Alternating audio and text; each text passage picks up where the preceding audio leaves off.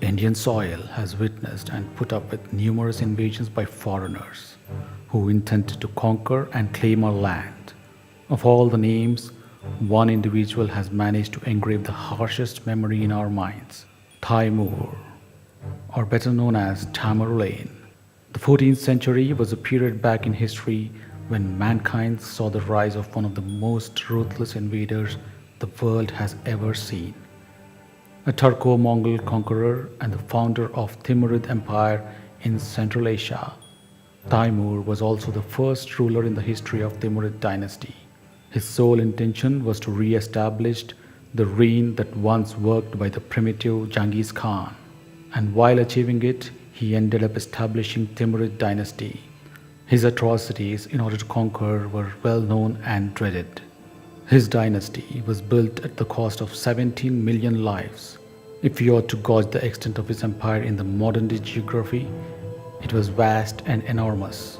His empire started from today's southeastern Turkey and covered Iran, Kuwait, Iraq, Syria, and passed through Central Asia to cover Afghanistan, Kazakhstan, Turkmenistan, Kyrgyzstan, Uzbekistan, Pakistan, India, and Russia. It was in the year 1398 when this vicious ruler invaded the Indian soil. He started attacking the northern India.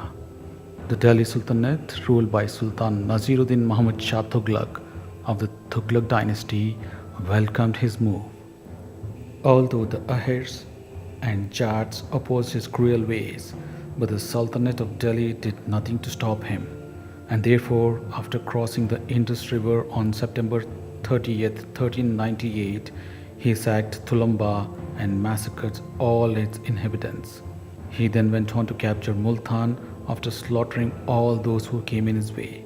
Timur reached Delhi and attacked the armies of Sultan Nasir-ud-Din Mahmud Tughluq, who once helped him to enter the Indian soil. Bloodshed has reached its peak, and fearing his defeat, the Sultan fled with whatever army he was left with, and Timur ordered brutal execution of over 100,000 captives. For nearly 3 days, the enraging rebellion by city's inhabitants continued to rage against the Turco-Mongols, which eventually led to a bloody massacre within the city walls.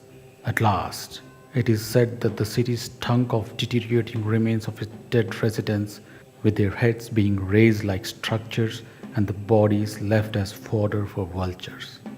The battle took place on 17th December 1398. Sultan Mahmud Khan's army had 120 war elephants armored with chainmail and with poison on their tusks. With his Tatar forces afraid of the elephants, Timur ordered his men to dig a trench in front of their positions. Timur then loaded his camels with as much wood and hay as they could carry. When the war elephants charged, Timur's army set the hay on fire and prodded the camels with iron sticks, causing them to charge at the elephants in howling pain. Timur has understood that elephants were easily panicked. Faced with the strange spectacles of camels flying straight at them with flames, the elephants turned around and stampeded back towards their own lines.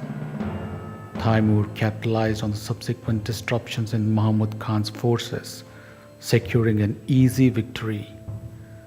Delhi was sacked and left in ruins. Before the Battle of Delhi, Timur executed 100,000 captives. Timur left Delhi in December 1398 and marched to Meerut. He rode up to Haridwar and sacked the holy city on 23rd January 1399. Before he crossed the Ganges, he faced stiff resistance from the native of Bokar Khedi. In April, he returned to his own capital beyond the Oxus. Immense quantities of spoils and slaves were taken from India. According to Rai Gonzalez, 90 captured elephants were employed to merely carry precious stones looted from his conquest so as to erect a mosque at Samarkand, what historians today believe is the enormous Bibi Khayyum Mosque.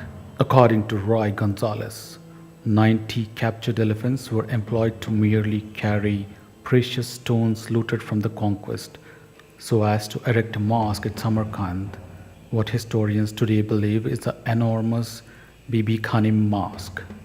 The inscriptions on the tombstone of Timur reads, "When I rise from the dead, the world shall tremble."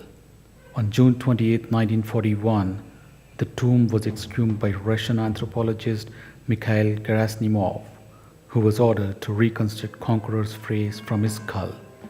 It was being said that there was another inscription on the tomb which said, "Whoever disturbs my tomb will unleash an invader more terrible than I." In just 2 days after the exhumation, Nazi Germany, under the summon of Adolf Hitler, attacked Soviet Union on June 22, 1941, which led to the world's bloodiest skirmishes of World War II. After various thrashing on account of Germans, Stalin requested the remaining parts of Timur to be sent back to his tomb and buried with Islamic internment rites. After various thrashings on account of Germans, Stalin requested the remaining parts of Timur to be sent back to his tomb and to be buried.